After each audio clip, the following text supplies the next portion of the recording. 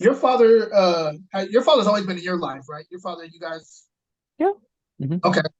Um, because I've talked to other people whose father was not there, so I'm just trying to find like the line between fatherhood and stuff like that. Yeah, I would say, I mean, it's a very fine line around it. Like they were like, he didn't leave us, right? But the thing is, as immigrants, family immigrated here and they started a business, they was working, right? So it was just, when we come back from school, they're not there. It's just me and my brother. We wreak havoc at the house. Okay, come Yeah, back, we get whooped on, right? So that's the kind of thing. Like, at a long day of work, he just wants to watch TV, and like me and my brother, we're just kind of watching TV with him, and there's not a lot of conversation going on. So it's just like he's there, but he's not there. That's kind of like it's not the type of relationship that I'm having with my kids right now. So I it's get what totally you're saying. different. So Hey, what up, everybody? This is Jayton Gunter, owner of Grapes and Sand Publishing, and we have another episode of Drinking with Dads. Yeah. This is a show where I give fathers their flowers. What up, everybody? Jayton Gunter here, owner of Grapes and Sand Publishing, and we have another episode of Drinking with Dads. Working title at the moment.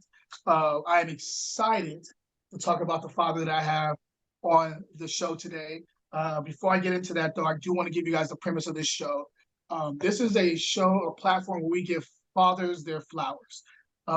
As most people know, most flowers go to the mom, and that's great. Of course, the mom is the backbone of the house. That's the person who should get most of the flowers. But I also want to highlight the fathers too, because I think specifically for minority fathers, we don't get highlighted enough in the media. We tend to get downplayed or be in the media shown that we're not even in the household, or we're not on a day to day with our children. And so I wanted to focus on that. And with that being said, today, the father that we're talking to is my boy, Jason Lee. I've known him for over 20 years. We went to college together. Uh, One of the smartest people I know, one of the best artists I know too. Just a wonderful human being. And Jason, let everybody know that you're here in the room so they can see hey, the. everybody, that's a very nice welcome introduction.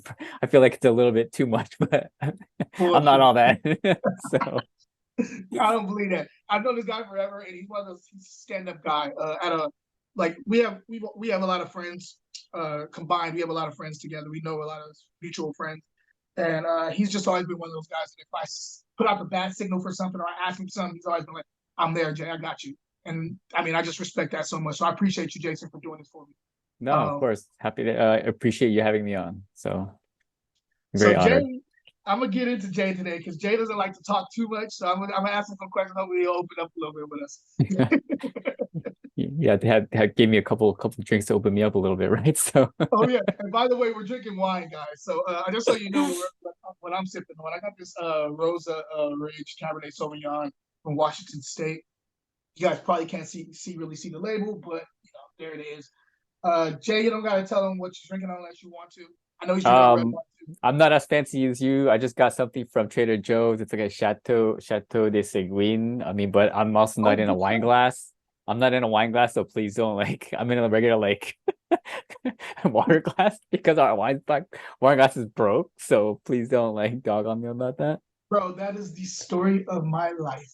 You know how many glasses I've gone through over the years, man? It just happens. What can you do, right? I have a bunch of glassware that I was pristine, and I don't know how these accidents would happen, but somebody in the household, oh my God, I'm sorry, I knocked it over. And I'm like, I spent a lot of No, money on that damn glass. I'm But the I one that be don't, breaking mine then, so it's just me. It's all on me. no, man, I'm just happy you're drinking some wine with me. Everybody else does not always drink with me on your show. Sometimes my father, when I interviewed him, he's a preacher, he doesn't drink at all. So we're having like Kool-Aid or something like that. So it's good to actually have somebody drinking some wine with me. But Yeah, I'm gonna got get to. into the I'm gonna get into the first question, and this is the one I Mm. ask everybody when they're on my platform. Oh, by the way, everybody, I know some of the answers to these questions that I'm going to be asking, but this is for your guys' benefit. So don't be like don't look at me crazy for asking the question. I actually know a lot of the answers, but I do have to ask this on camera, so just give you a heads up. Um, First question: what was the last gift you got for Father's Day that you remember? That I remember. Yeah. I know usually it's like not it's not like an actual like that gift that you get for like birthdays, or it's like usually from my kids and something that they make, like it was like a drawing, or it's like crafts. They're like very crafty kids, so they will kind Okay. of either make something like a note and put it in an envelope, and or fold it up, not even an envelope, just fold it up like all crinkly. It's like, here you go, Dad. Happy Yeah. Father's Day. Or I've got something where I think they like repackaged something that we gave to them as kids. So I'm like, oh, thanks, great. And then, so that's pretty much, it's reused or recycled gift that we gave them. But I think it's more around the gifts, like the craft that they made around. So that's kind of what I remember. So That's hilarious. You know what's funny about that? It's one of those things where I just noticed over the years, every time I talk to a father, the first thing they say is like, "What? No one cares about us. No one, no one gives a shit." Like, yeah, I my boys, they're like, whatever. Like, I'm so what? yeah. They're not going to give me anything for my birthday or for Father's Day. It doesn't matter. I'm the father. Yeah. No one cares about us.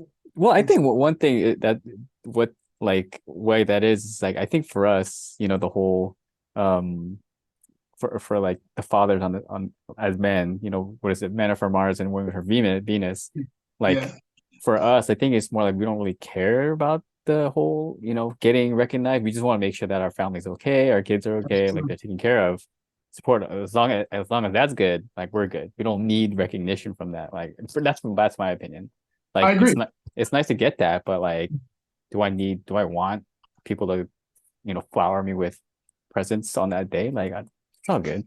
No, So and the thing is, I feel you because personally, if I'm just talking about me personally, I don't care. My thing is always about the family, the kid, make sure they're good.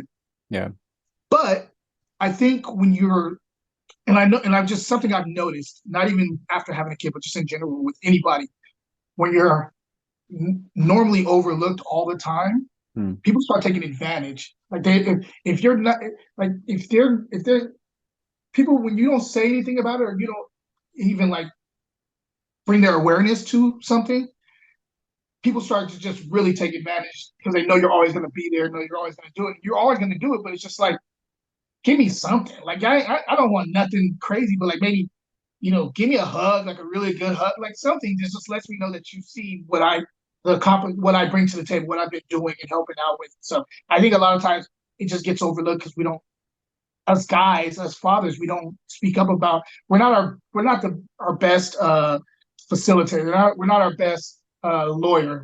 You know what I mean? Like Yeah. we don't back ourselves up enough. And with this, I feel like maybe I could put some of that energy out and people could see exactly what fathers do. That's the only reason. That's one of the biggest reasons why I'm doing this. To be honest. Yeah. No, I agree with that too. It's kind of like you don't want to be taken for granted, right? So Yeah, there's it's not like you're not doing it for nothing. Like, I mean, like it's just, I'm not saying that like we got to receive anything from it, but I think that's another side of like you don't want to be taken granted for. that's real. That's real. So going back to the question, I'm curious. Did you always want kids? Did you always know that you wanted kids? You want to be a father? Um, I think I would say yes. I think I'm saying I think because as a when I was younger, my household, we just had that.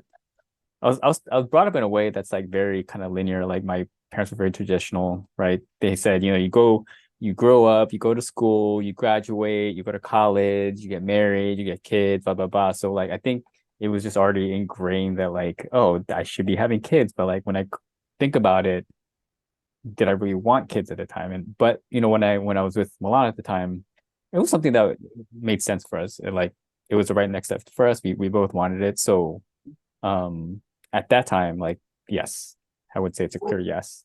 So What's your background? Like where's your family from? And so both my parents were born in South Korea.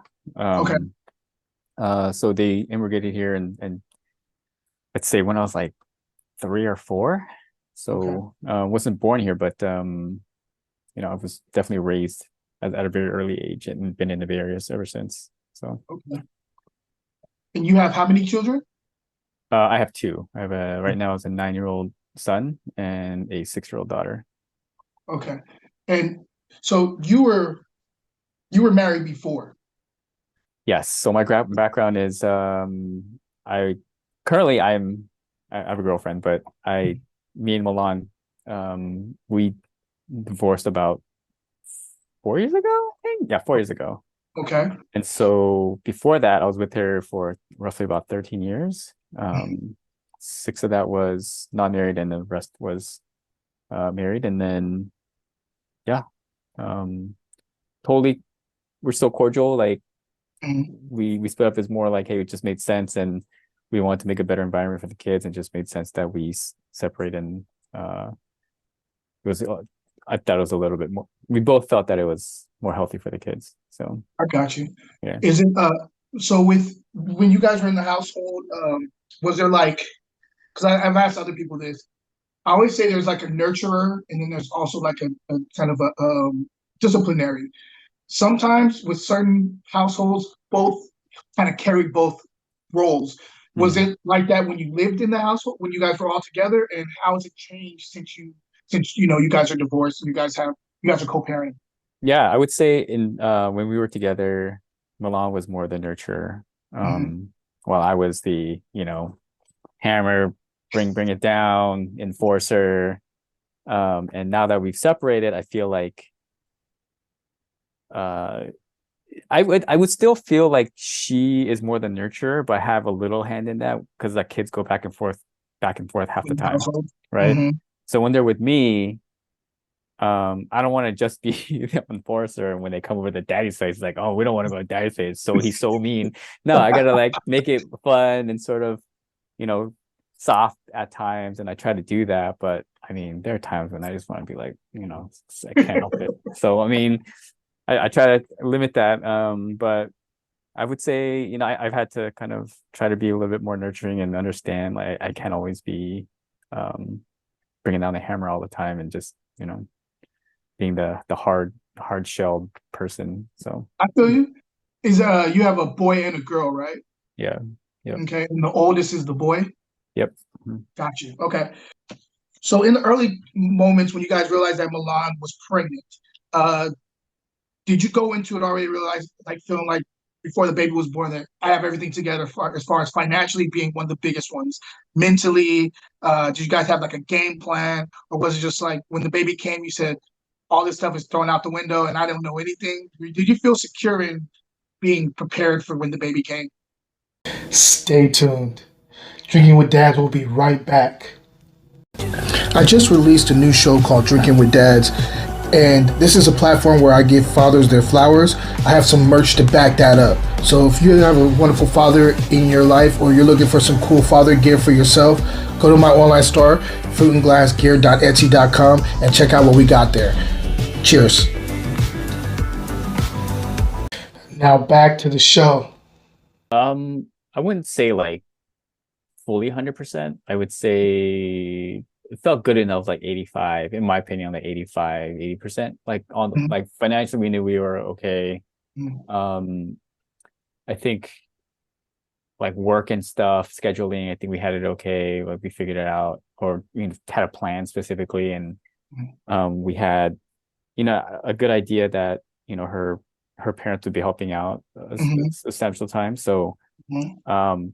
that kind of eased our minds a little bit. But once we got home and literally that door closed inside, and we Yes. put the baby down, I remember looking at each other and we're like, what do we do now?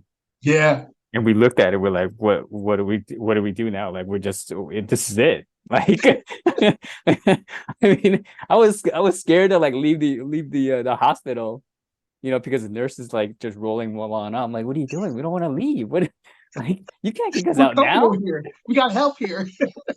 But like, what do you mean we gotta leave? Like, because they take care of you at the hospital like that. They They keep you do. like you get to sleep, they take care of the baby, blah blah, Yeah. whatever. After those Tuesdays are up, I'm like, we gonna go home now? Damn. So But we were looking at when Emil was born, and we were in the bed, we were in the hospital for like another day, and I remember uh we were walking out to the car to like put the baby in the car seat with the nurse, and I'm sitting there like. y'all really gonna just let us leave with a with a kid, like a actual kid that's our responsibility? You're gonna let us leave with this new responsibility without like anything? Like nobody comes to the house and like checks on us? Like it's Right. like so we were shocked that I mean, and we did the same thing. The baby came home. She fed him, I finger fed him with the bottle like Hmm. for a long time. Like she was able to breastfeed, but she wasn't getting enough. So she was having like she was kind of annoyed by like the amount that she was getting. So I was feeding him from a finger, with Yeah. a tube or whatever. Yep. Yep. I had to do And that too. you had to do that too.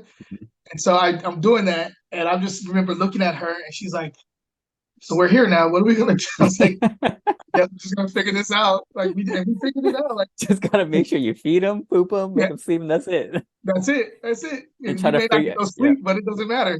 He's in your hands exactly. now.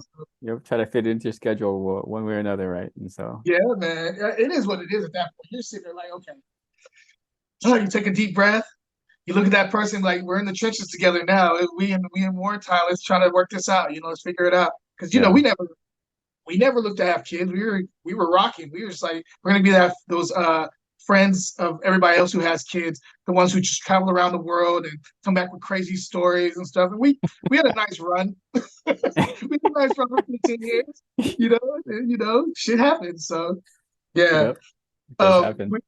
Before you had the kids, did you feel like you got all your partying out of the system, like all the wild and crazy, like how we used to get down back in the day? I felt like I did. Okay. I felt like I did. But like now that I'm with someone different, Mm-hmm. um, like that part of me has like come back to life a little bit. So Oh, and I enjoy it. Like yeah. she loves music. I love that, similar music. She likes going to shows. We like the whole thing about like just going out to the bars and clubs and just dancing. Like as long as it's Yeah. good music, like we like that, and we've gone back to that, which is super awesome. Yeah. Of course, like if we had the kids full time, it would be a little harder to do, but half the time, like there's weekends when I don't have the kids, which makes it a little bit easier. So, but yeah. What's a funny situation either one of your kids has put you in, like one that you can remember offhand? You're like, yo, this is a crazy, or this is a funny story. Because, for example, like pooping out of nowhere, or like something like that, some crazy story that you're just like, I'm so Um, embarrassed. I mean, I think the diaper blowouts are always going to be something that it's not like crazy. It's just you like you experience every parent's going to experience it. Rites of Baby born. passage. Yeah. Yeah, like where their poop comes up to their back. You're like, how does that even happen, right? But I think what Yeah.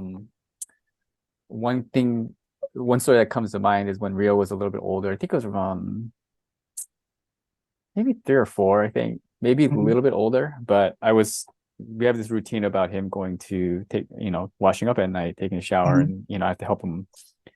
And so he was kind of like taking his time, just playing around in the bathroom floor, and like he's just playing around the floor. I'm like, hey Rio, can you go please get ready for bath? Mhm. And just repeating myself constantly. I'm like, do you want to get daddy angry? You want to get me mad? And he's like, I'm not gonna get you mad, daddy. You're gonna get yourself mad. And I was like, my face turned white. Like I saw a ghost. I had no response to that. Because he Yo. was true. How- I was getting angry at my own expectations, right? yeah, but that's evolved. Like who I'm raised this like, kid? and I was so angry to the fact that he said not because I was blown away. I was angry and I was like proud at the same time Yeah, I know. because he said that, right? But I couldn't show him that I was proud. I'd be like, you little right? You better like be quiet, just go in, right? So that's a very clear memory of what happened because I was like he called me out like that. I That's didn't. pretty witty though, man. Like It whew, is. to have that kind of like I guess awareness. Yeah. Not even self, but awareness to understand the situation as it was unfolding in front of him at that age.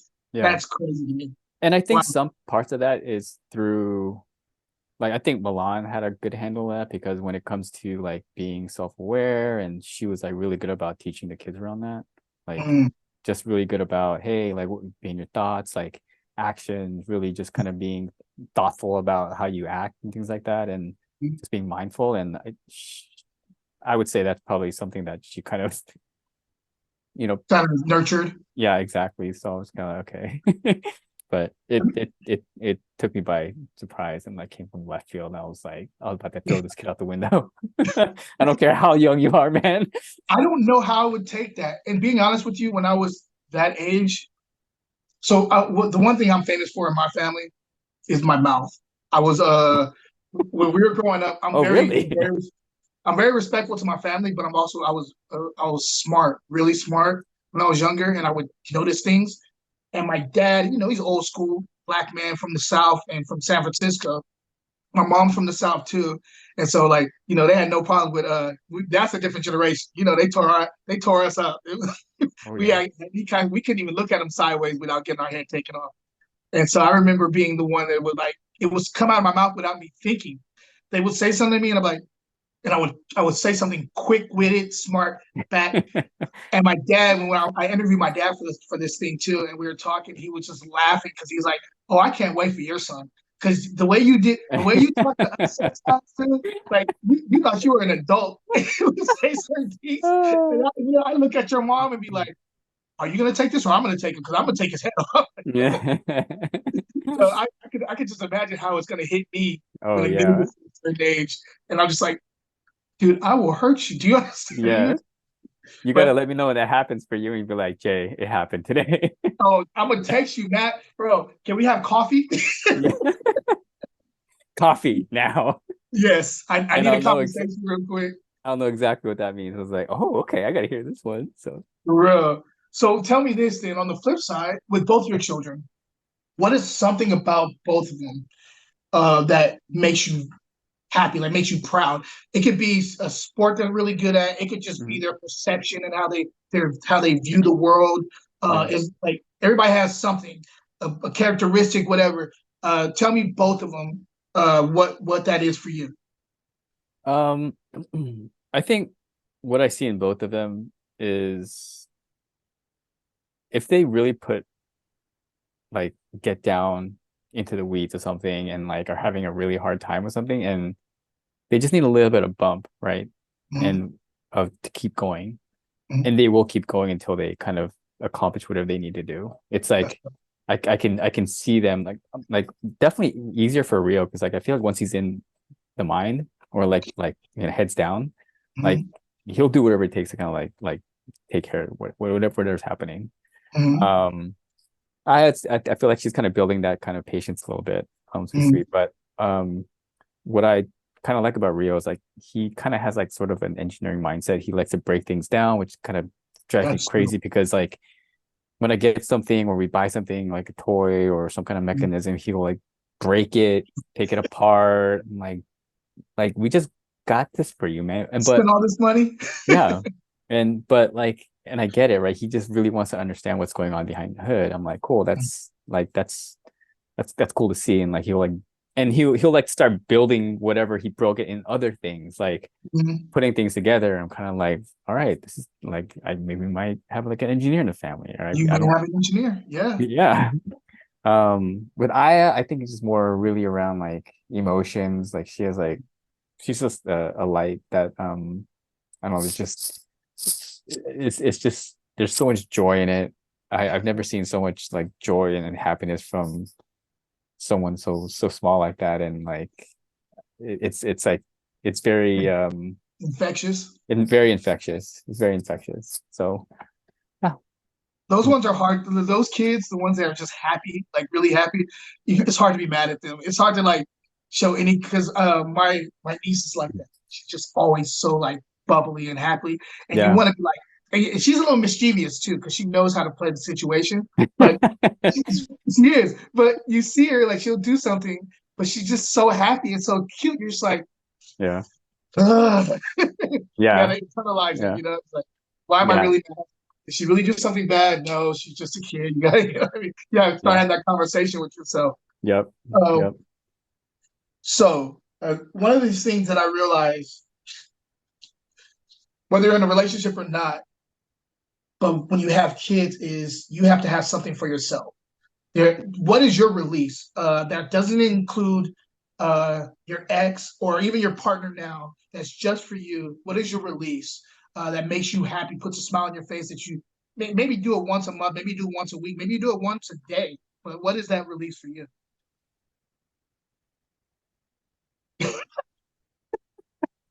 I'm just kidding. Hey, Wait, I do have a glass night though. I mean, it's me like too. it feels good. It does.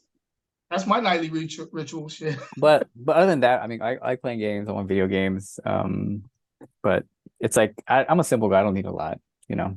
So like, yeah.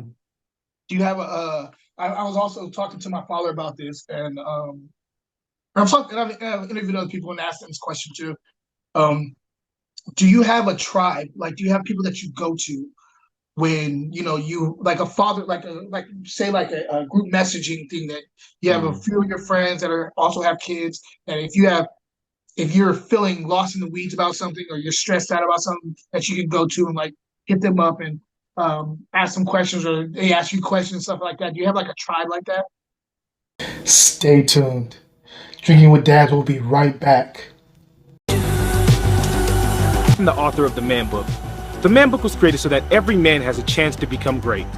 If you look at the stats, men that grew up without a father have a harder chance trying to become great because of their father's choices and their father's choices.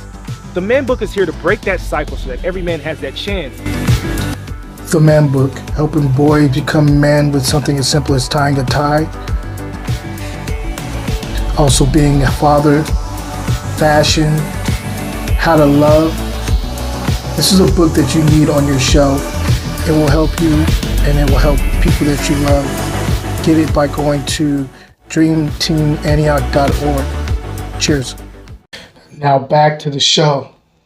I would say like I don't think it's like a circle. I think there's like specific people that I have when I have specific questions around it. And it doesn't happen a lot. I think that's one of kind of I would say I could be doing better of. Typically for me, I've always been the type of person where like I like to just try to handle it myself and and I don't think it's like a sense of pride or anything like that, but I know getting insight from externally is way better than trying to, there's no need to handle things by yourself and like whether you need to talk it out or just getting overburdened and stressed out alone, like you can always reach out to other people. Like my brother's definitely somebody I will ask questions around, ask him about.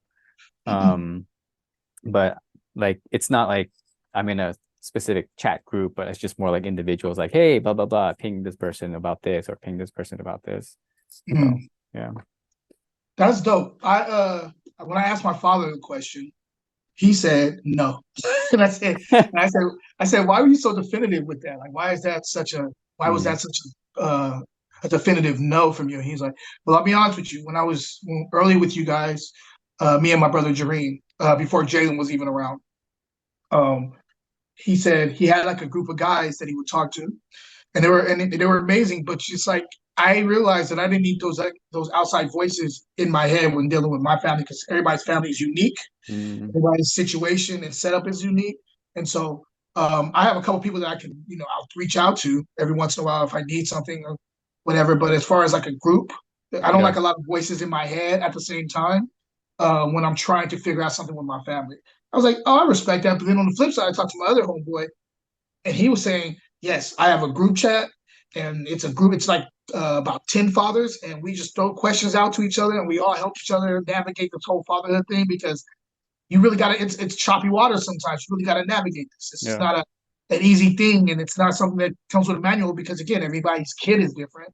Yeah. Everybody's family situation is different. You know what I mean? So I think it's really about not, I don't think it's about them, the circle or individuals trying to tell you what to do. It's more like, here, this is what I did. Maybe this can help you. You can, if this is something that you haven't tried, maybe you can try it out and see if it works, right? It's not like you have to, like solid, like just do what they did exactly. So it's just more like, help brainstorming to kind of help you out of a situation. So Real shit. yeah. I agree with that. I agree with that. When my dad said it the first time, I was even sitting there like, I don't know if I totally agree with that, but I understand where he's coming from because my dad is a very much, I'm gonna handle it myself. I'm gonna figure this out. And unfortunately, I have a lot of that from him. I get that too. I'm the same way, and I've gotten better about opening up a little bit. Yeah. Talking to my boys at least about Mhm. because even Cam said something to me. He was like, "Dude, that's what we're here for." Like when I first had the kid, I kind of went silent. Like I wasn't talking. Mm. I was just doing I was just doing the day to day with the kid because I'm a stay at home father right now. Yep. So I'm in the day to day stuff every day with him. Yep. And so I was just like trying to figure it out. And he hit me up. He's like, "How's everything going?" He texted me, "How's everything going?" And I said, "Everything's good." But I gave him like a quick answer, and he hit me. But he's like, "Jay," he's like, "If you need anything, talk to me. I haven't heard from you. I just want to make sure you're good. That's what we're all here for. We're a network. If you need anything, you can always reach out." And I was like, I was like, he's absolutely right. I Yeah. shouldn't have to feel like I have to do this for myself. There's Mhm. people who experience this stuff. Sometimes my ego or my pride gets a little bit big, and I gotta sometimes pull that back and be like, "Yo, maybe this could help me out. I want to be the best father." And that's another. That was also part of the impetus of this whole platform was because I could put my ego and pride aside and figure out what's best for my child by listening to other people's stories who've been doing it longer than I have. You know what I mean? Yeah. So, Yeah. your father's always been in your life, right? Your father, you guys. Yeah. Mhm. Okay. Because I've talked to other people whose father was not there, so I'm just trying to find like the line between fatherhood and stuff like that. Yeah, I would say, I mean, it's a very fine line around it. Like they were like, he didn't leave us, right? But the thing is, as immigrants, family immigrated here and they started a business, they was working, right? So it was just, when we come back from school, they're not there. It's just me and my brother. We wreak havoc at the house. They come Yeah. back, we get whooped on, right? So that's the kind of thing. Like, he might at a long day of work, he just wants to watch TV, and like me and my brother, we're just kind of watching TV with him, and there's not a lot of conversation going on. So it's just like he's there, but he's not there. That's kind of like, it's not the type of relationship that I'm having with my kids right now. So it's I totally get what you're different. saying. So yeah. That is so funny you say that. This definitely a minority thing, to be honest. Yeah. Our parents just work their asses off, and Yep. and because they do, a lot of times they get home and they're tired. They don't want to talk. They want to be there. They want to show you that they're Yeah. there. But a lot of times there's no conversation going on. They're chilling.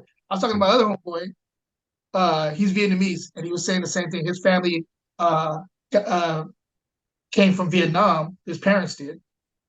He said, "I hardly ever saw my father, so I Mm, just didn't see him. I was the oldest. My mom was around, but she was also working the family business too. right. And so like I rarely saw him. So I had to I learned by example. He set a good example as far as like working hard to get Mm, stuff done. But as far as like having conversations with him, it was very hard yeah. to understand, like, when I had kids, how I was going to maneuver in this situation. Yeah. And with that being said, was there anything when you had your kids, was there anything he told you that was like a piece of advice that you've taken with you that really helped you out with navigating, your kids? Um, Not really. I mean, I don't think there's anything like he Or or said. He said to or me, even if it wasn't him, I don't mean to cut you off, but even if it wasn't yeah. him, if there's another father figure that was like around that you were already tight with, maybe an uncle or something that gave you a piece of advice that Yeah, you know, I don't think it was like anything explicit, but I think it was just more about the core values that kind of what I'm trying to follow. The simplest thing is just more like, hey, treat people right, be honest, don't hurt people. It's just like a simplistic thing that they sort of like ingrained in me, like mm, live your life as a good person, like just don't like, and I think that's the thing when it comes down to like raising kids. You have all these advice you're getting from social media, from people that are not even accredited, from mm, like these seminars, psychologists, counselors. Like there's so much information out there, and it's super overwhelming. I mean, like I went through a couple classes, I've read as much as I can here and there, but at the middle of the day, at the end of the day, you're kind of like, I just want my kids to treat people good, mm, be honest, work hard. It's just like that's simple. That's the yeah, core things that you should have at the at the inner, soul of that person. Once that's good, like everything should be fine. So I'm with you on that. mhm. If I'm being totally honest, because the way we were raised, my parents were very about like they've always been about being a good person. Again, my father's a preacher. He could. My dad's such a good person and such a good man. It's being under his shadow when I was growing up was very hard because I'm the oldest. So everybody would tell you, you need to be like your father. You need to be like your father. He never could put that kind of pressure on me. Yeah, His big thing was, how are your morals? How are you treating people? yeah, Do you follow through on your word when you say it? Like stuff mm, like that. yeah, And being honest, as much as it'd be great if Mill became this amazing like artist or amazing like financial guy or whatever. I don't care nothing. I do care about it a little bit. It's kind of, but it's a secondary thing. My yeah, primary thing that I really care about is he going to be an honorable man? Is he going to be yeah, a good person? Is when he passes away, are people going to be sitting there saying that, this guy helped me in my life some way? Maybe right, just a good word, maybe a good, maybe just by action. You know what I mean? A good right, role model. I don't know, just something like that. That's what's important to me more than anything. To be honest with yeah, you, is his morality and is he a good person? Because a lot of other stuff is gone when you leave, but those type of things they last after you go. You know what I yeah, mean? yep, Um, yep. this is my last question. Are you I, sure? No, I'm just kidding. I No, I'm just kidding. have to ask everybody. No, I'm I'm gonna just ask you kidding. a question, but the top one and the bottom question are the ones I ask every single person. Yeah. Um, I am a new father. My kid is 7 months old yesterday. Hmm. As a new father, is there any piece of advice you could give me? I would say everything's temporary, and Like that. it's very specific to the times where you might be, going through a lot with your 7 month old. There Mm, could be a lot happening within your household, your family, but like things add up, right? you sure do. Um, but it's gonna be temporary, right? That kind of short stint of whatever negative thing that you might be going through, it'll be long gone before you know it. If you think about like the holistic of kind of your life, Mm, let's say throughout the year you have 3 bad days, 5 bad days, maybe even a month, right? Of the whole bad stuff happening for a month. For the whole year, you're still up, 11 months out of the one year, right? it's true. So it's just temporary, like whatever you're going through, if he's not sleeping or like he's having a lot of blowouts, it'll pass. But that's also the thing. It's like once you think you got something handled and you have Bro, it, that's when they will change it up on you. And that's the other thing too. So bro, never settle. Don't settle until he's a little bit older. Just know that it's gonna be changed up. And it's all about expectations in the mind. Like, cause once you settle on that, that's where expectations. Where the story about like where Rio got said, "Hey, you're getting yourself mad." yeah. Once you have those expectations set and they're broken that fast, that's when you start to get angry. So Yeah, no, that's something I'm going to take with me because that's important.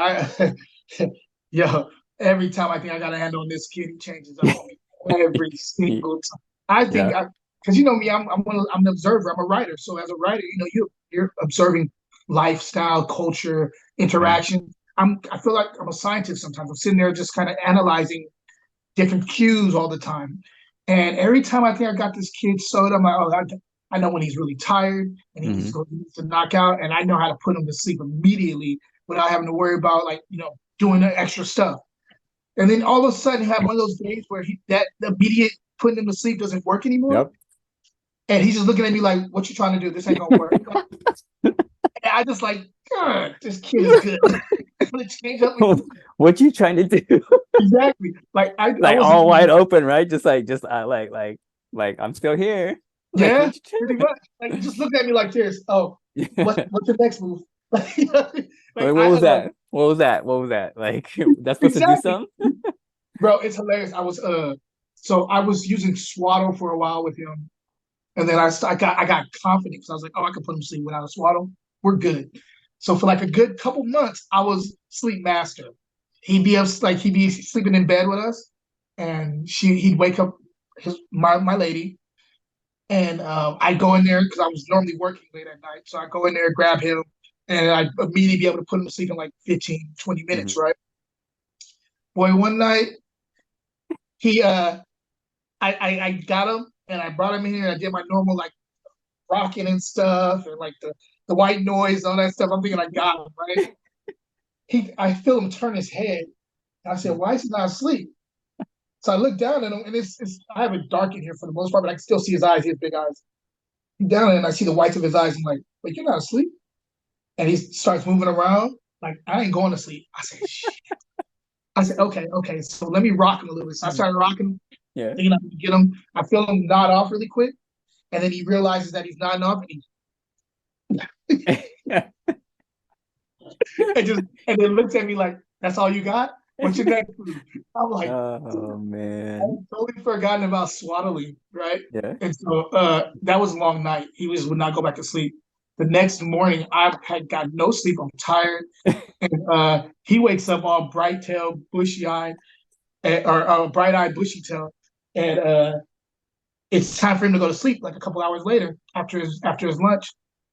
And I'm already reliving what happened in the past night. So I'm just like, dang, how am I going to do this? And it just popped up in my head, swallow this little boy. Yeah. Yeah. So I started rocking him. As soon as I started seeing him getting tired, I swallowed him immediately, put him back on my arm and rock him. Yeah. He knocks out for like a good 3 or 4 hours. I was like, Oh. I don't ever get heavy. Don't ever get like confident like you got this kid. This Yeah. kid is going to Yeah. change. You're going to figure it out, you know? So Yep. yeah, man, I'm going to take that with me, what you just said. I love that. That's dope. Again, Jay, I want to thank you for like being on this with me, like sharing your knowledge about fatherhood and stuff, man. I'm gonna take everything you said, and I hope I can I hope I can do the same thing with somebody else down the road, inspire them and help them out as a father. If somebody comes to me with questions, so I appreciate you being here for me and help me out with this shit. Yeah. And bro, I appreciate you having me on. It was fun.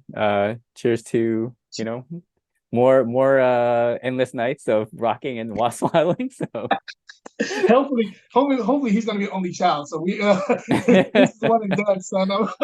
That's it. But maybe I'll be eating my words later. I don't know. I'm yeah. not trying to have another kid. I hope this is it. We'll see. Yeah. Well, cheers. Appreciate having you on. Thank you. No problem. And guys, thank you for being along ride with us. Cheers to Jason for rocking with us. And stay tuned for the next episode. Till next time, guys. Cheers.